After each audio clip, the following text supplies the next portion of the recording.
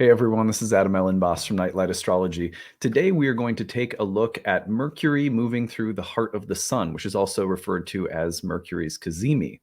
The fact that this is also happening at the time of our last quarter moon in Gemini is significant because this amplifies the power of Mercury at this time during the moon cycle.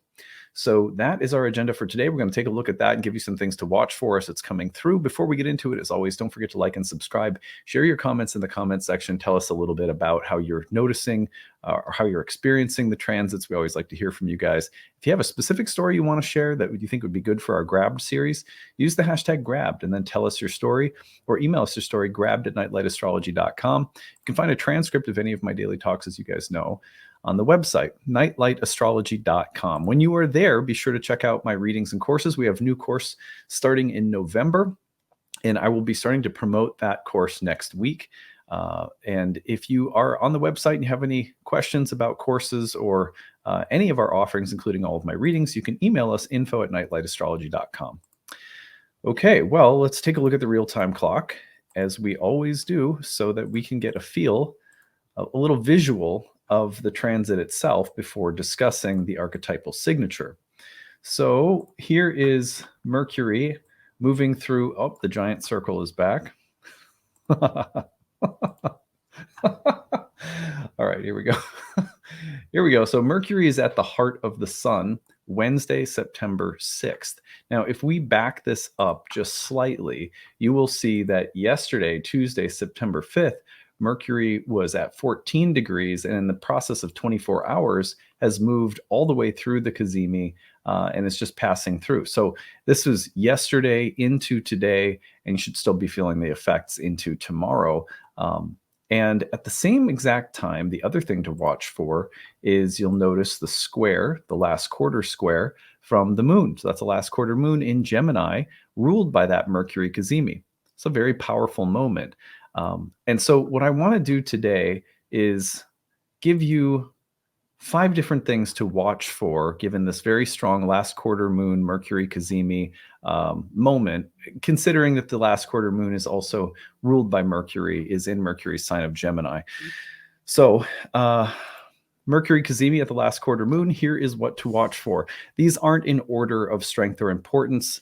It's just a list, and I know that some of you really appreciate having some notes on the screen to keep things organized in your head. It certainly helps me for having these talking points as well. So anyway, number 1 is that we will notice that something that has been taken apart is starting to be put back together, or that we've reached the end of some kind of deconstruction process that we've been going through, maybe dating back sometime into August. Now, the reason for this is that a last quarter moon is generally happening at the end of a cycle. It's a part of the critical process of deconstruction that takes place from the last quarter moon down to the new, before something is put back together again in the form of a new lunar cycle.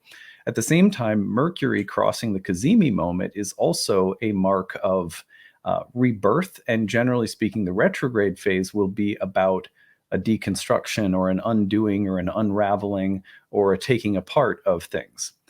In fact, if you look at the times of year that Mercury rules, Gemini and Virgo, this is, of course, from the symbolic standpoint of the Northern Hemisphere, we have 2 signs wherein which the return of darkness takes place, or the descent of light. So you have in Gemini the turn toward the summer solstice, where darkness will start creeping back in. And then in Virgo, you have, by the end of the sign, the handing over in Libra to the dark half of the year.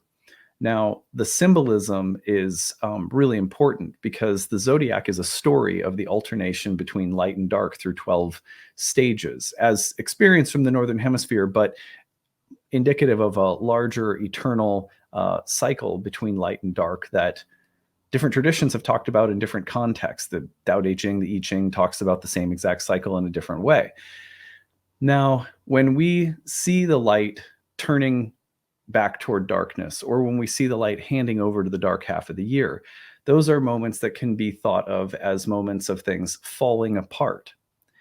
But we know that within the great cycle that the zodiac depicts, that falling apart is, it takes place within an eternal circle, a circular dynamic that includes putting things back together that have been torn apart or broken down. And so Mercury as a planet tends to represent that chaotic magic that comes along and throws your flight plans off track, or it might feel like it's making you miss your taxi ride or something like that, but ends up signifying a very magical process that the chaos is just one part of. In a Mercury retrograde cycle, you will often feel the chaos coming as the planet stations to turn retrograde. And then as it goes through its retrograde and the combustion with the sun and then the eventual Cazimi, it's really a process of things falling apart, but divinely, so that they can be rearranged and put back together in a new or different way.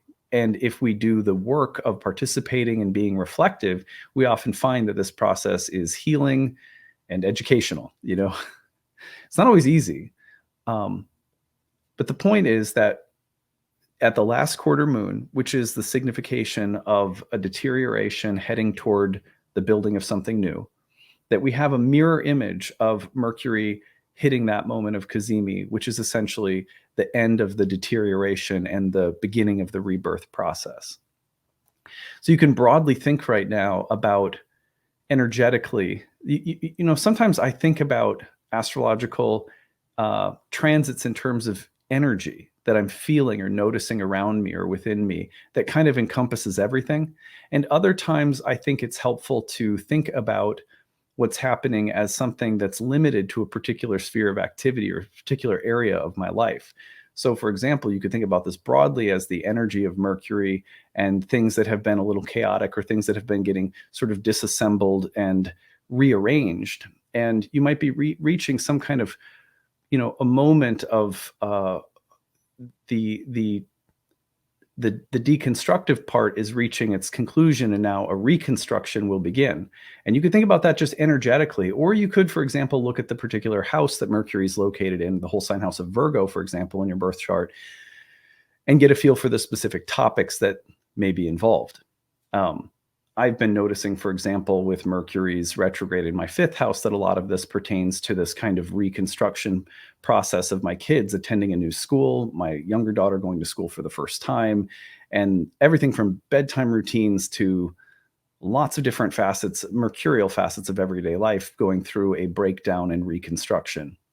It lands in my 5th house, which is the place of children. During the same retrograde, I mentioned this, I think, in the horoscopes this week, I've noticed that I'm returning to playing guitar again, taking guitar lessons for the first time in a really long time. So it can be so mundane, and so basic, but you'll notice that the process of deconstruction, of things kind of coming apart, is reaching conclusion, so that whatever the process is yielding in the way of something new or something reconstructed, revised, recreated, is ready to start coming forward. Number 2 is a shedding of mercurial skin.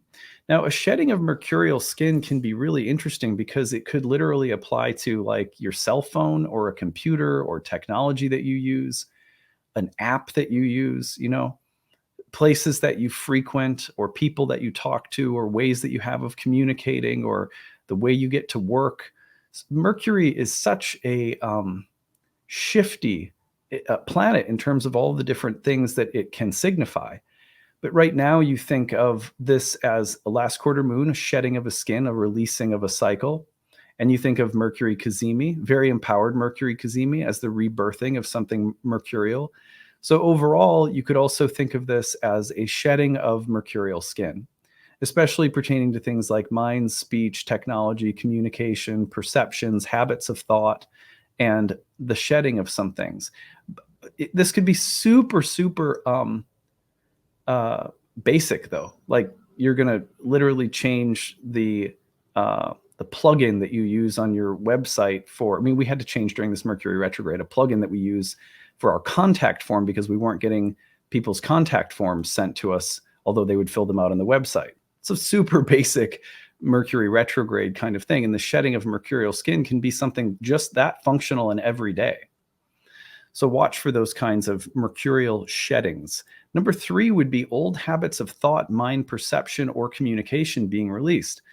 The last quarter moon in Gemini is a great last quarter moon to look at the limits of a particular way of thinking or perceiving or communicating or learning, and saying, you know what, this way of learning doesn't work for me any longer, or this way of talking or communicating or perceiving. Sometimes people experience breakthroughs like that because of therapy. You know, a therapist helps you recognize a pattern that you have in the way that you think or relate or perceive. So right now it's a fantastic time for there to be a healthier, more mature, or just a brand new way of doing something on the level of mind. Maybe releasing patterns of mind and behavior that aren't serving you any longer. I've been reading, Ashley and I have been reading a book that I've told you guys about a few times called No Bad Parts. It's about internal family systems as a therapy model. It's really interesting. And in this internal family systems model, sometimes a voice and its role has sort of reached its point of, you know, it's not so helpful to have it doing what it's done in the past. So you have to talk to it and maybe kindly give it a new assignment. You know, that could be very much in line with this moment of the retrograde cycle. Anyway, number 4 would be a moment of empowered thought, speech, or ideas.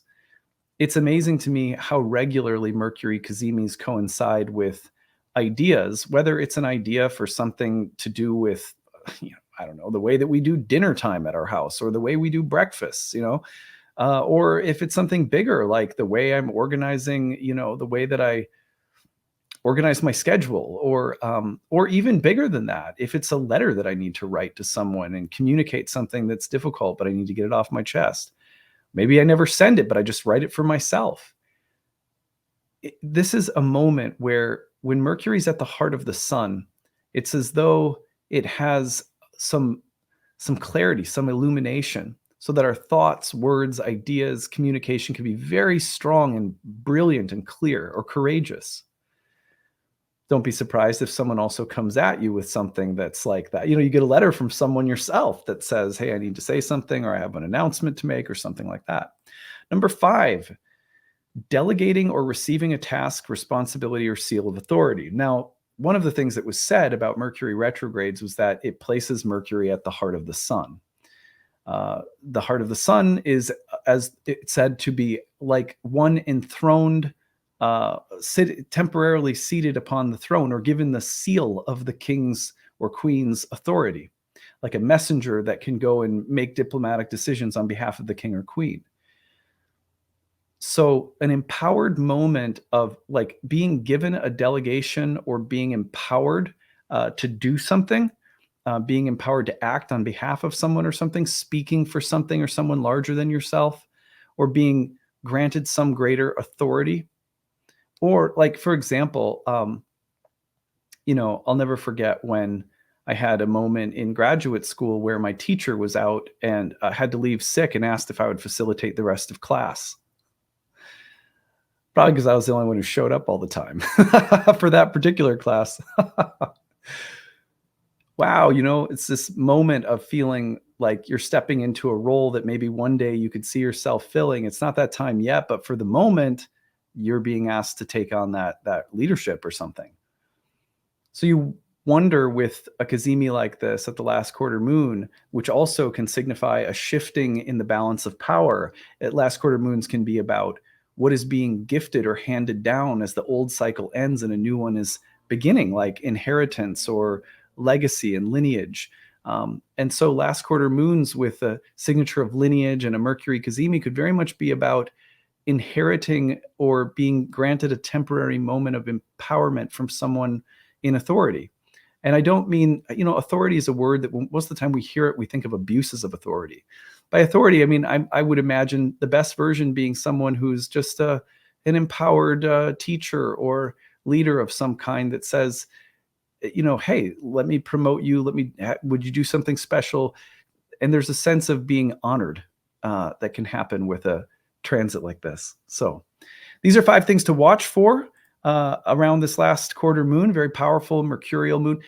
don't be surprised if you're also just really talkative. If you feel like, you have a little bit more buzz and glow about you, because it feels like a busy honeybee energy.